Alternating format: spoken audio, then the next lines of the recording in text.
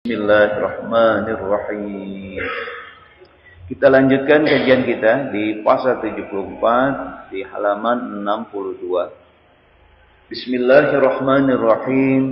Idza aradta an ta'rifa qadaraka 'indahu fanzur fi ma za yuqimuka. Idza aradta, apabila engkau menghendaki an ta'rifa, untuk mengetahui qadraka, kedudukanmu, indahu, di sisi Allah, fanzur, maka perhatikanlah olehmu, fima za yuqimuka, di mana Allah menempatkanmu.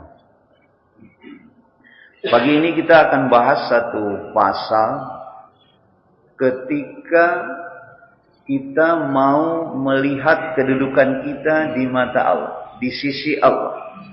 Apakah kita sudah dekat sama Allah? Apa masih jauh?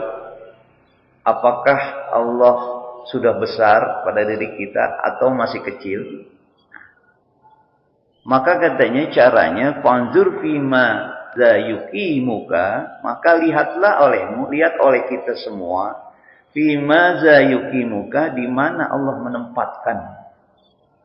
Gitu. Kita ini ada di mana sekarang?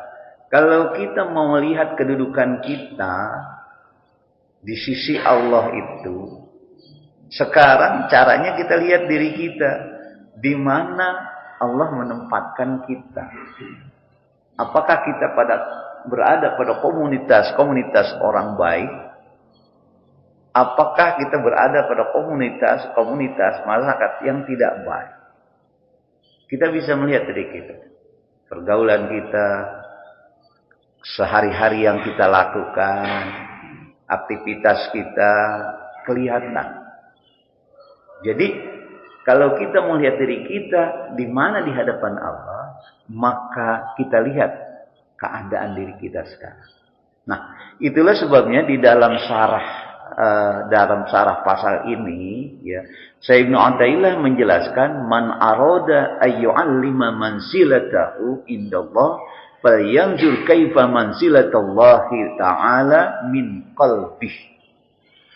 Siapa yang orang ingin mengetahui kedudukannya si Allah, maka lihatlah bagaimana kedudukan Allah min qalbih, di hatinya.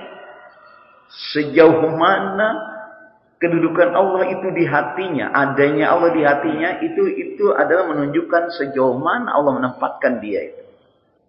Gitu. Kan manusia itu macam-macam. Ada yang hatinya Allah sudah besar di hatinya. Berarti kalau Allah sudah besar di hatinya, yang lain kecil jadinya. Tapi sebaliknya, kalau Allah kecil di hatinya, maka yang lain bisa jadi besar. Saya contohkan. Ya. Ketika Allah panggil kita melalui azan, hayya 'alas shalah, kesini. Hayya 'alas shalah, dirikan salat. Tujuannya apa? Hayya 'alal falah, agar kita menjadi orang bahagia dalam hidup ini. Ya. Ketika kita melakukan menjemput panggilan Allah itu, ketika kita dipanggil, berarti pada saat itu kita membesarkan Allah. Allah besar di hati kita. Tanpa kita sadari bahwa Allah besar di hati kita.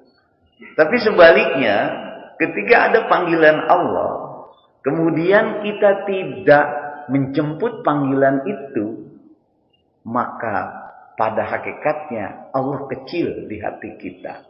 Kenapa? Karena ada yang lebih besar lagi selain Allah di hati kita. Nah, jadi kalau kita lihat demikian, oleh karena itu kita bisa melihat kedudukan kita seberapa besar Allah di hati kita itu.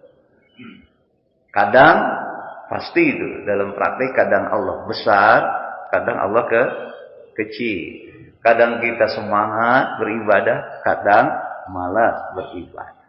Nah, yang diinginkan itu bahwa Allah itu selalu besar pada diri kita.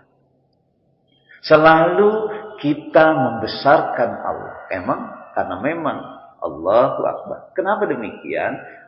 Karena bagaimana kita tidak perlu membesarkan Allah dalam hidup.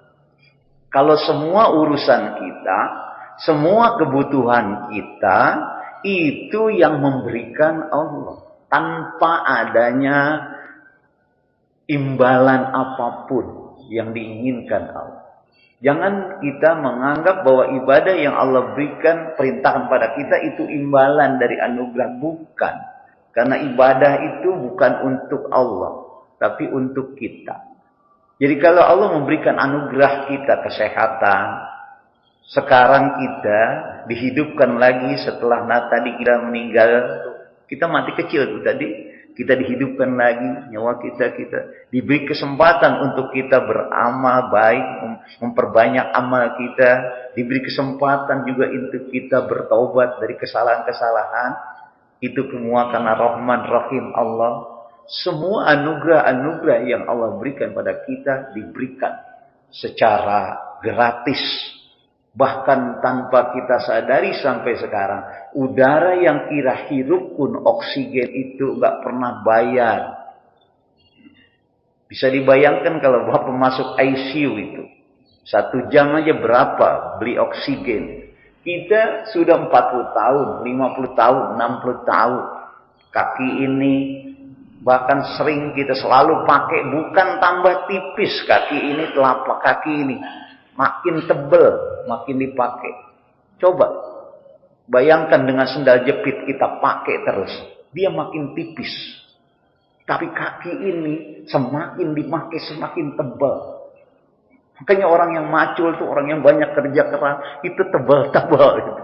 Itulah kehebatan ciptaan Allah. Belum ketika kita membicarakan tentang bagaimana dari organ-organ tubuh yang kita yang bekerja dengan baik semuanya. Mata melihat, lisan bisa berbicara, telinga bisa mendengar, tangan bisa bergerak, kaki bisa melangkah. Kemudian organ tubuh jantung bisa berdetak terus supaya memompa darah sehingga kita bisa bernapas. Itu semuanya adalah anugerah Allah.